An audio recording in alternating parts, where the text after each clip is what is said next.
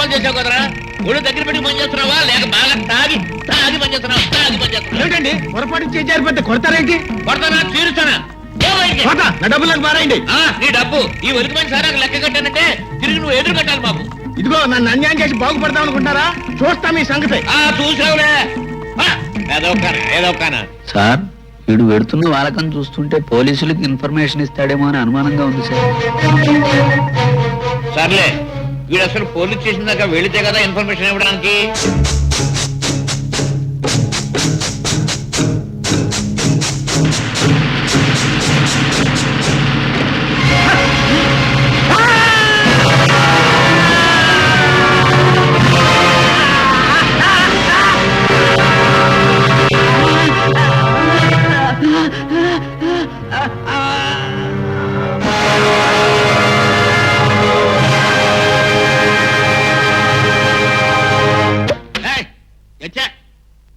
ఏడు బావా, ఇన్ని పాపిష్టి పనులు తెలుసు చూడు, సోడా మూతీలు నేర్పలేడు మీ వాడికి.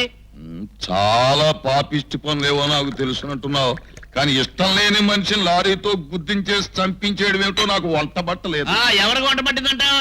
కానీ ఇష్టం లేని మనిషిని లారీతో గుద్దించేసి చంపించేయడం ఏమిటో నాకు వంట పట్టలేదు.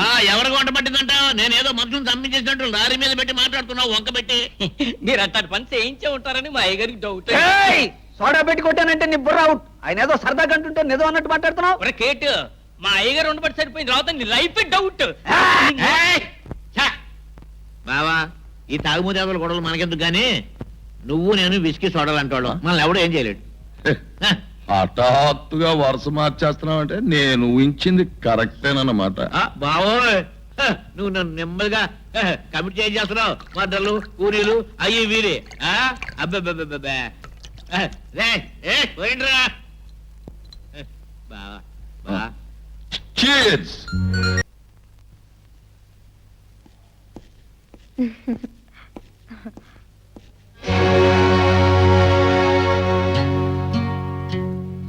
అదేమిటండి సడన్ గా అలా అయిపోయారే?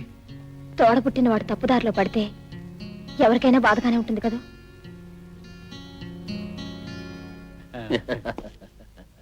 హాయ్ సీను. హలో గురుగారు. No thank you. ఓ, మీరు తాగరు కదా. ఇది కలియుగ అమృతం, మీకు అలవాటు లేకపోవటం చాలా దురదృష్టం. ఒక మనిషికి నిజమైన దురదృష్టం ఏమిటి చెప్పమంటావా? ఒక ఆడదాని సంపాదన మీద ఆధారపడే బ్రతకటం. గురుగారు నన్ను ఏదో దెబ్బ కొట్టాలని చూస్తున్నారే? మీ కుటుంబానికి నువ్వు కొట్టే దెబ్బ కంటే ఇది పెద్ద దెబ్బేం కాదులే. గురుగారు నీతులు చెప్పొద్దు, మందు దిగిపోతుంది. అయినా నా ఇష్టం, నేను తాగుతాను. తాగు, తప్పేం లేదు.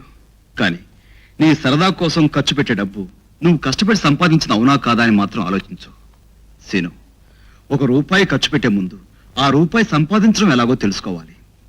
పశువులు సైతం తమ తిని తాము కష్టపడి సంపాదించుకుంటాయి. నువ్వు వాటికంటే హీనమైన వాడివా? రాజా, నా మాటలకి నీకు రావాల్సింది కోపం కాదు, పంతం, పట్టుదల.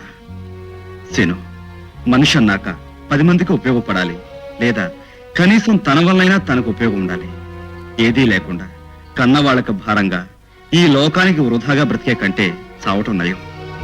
నువ్వు తాగే విస్కీ, నువ్వు తినే తిండి ఓ ఆడపిల్ల శ్రమ వలన, కష్టం వలన వచ్చినవి. నీకేమాత్రం సిగ్గు పౌరుషం ఉన్నా ఆ విస్కీ తాగవు, ఆ తిండి తినవు. వస్తా. For more updates, like, comment, subscribe to our channel. Hey darlings, గంటని click చేయడం మర్చిపోకండి.